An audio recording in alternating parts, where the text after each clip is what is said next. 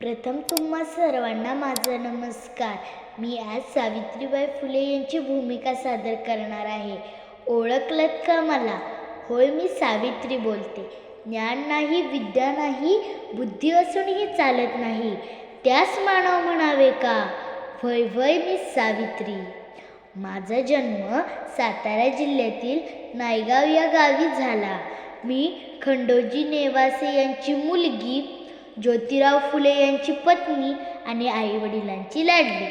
मी 9 वर्षांची असताना फुले घराण्यात आली आणि माझ्या शिक्षणाचा श्री गणेश सुरू झाला. माझ्या धनींना मी शेठजी म्हणायची. त्यांनी मला शिकवायला सुरुवात केली. त्यावेळी माझा हात थरथर कापायचा. या थरथरणाऱ्या हातांना शेठजीने आधार दिला. कधी शाळेत शिकवले तर कधी झाडाखाली शिकवले. शेवटी त्यांची सावित्री शिकली, लिहायला शिकली, वाचायला शिकली व शेठजींसारखाच मोठा विचार करायला शिकली.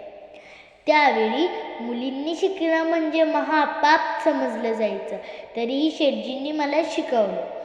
सन 1848 साली पुण्यातील भिडेवाड्यात त्यांनी मुलींसाठी पहिली शाळा सुरू केली. मी त्या शाळेत शिकवायला जाताना लोक मला खूप त्रास द्यायचे.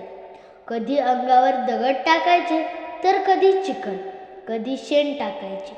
तरीही मी डगमगले नाही व माझे ज्ञान देण्याचे पवित्र काम मी सुरूच ठेवले.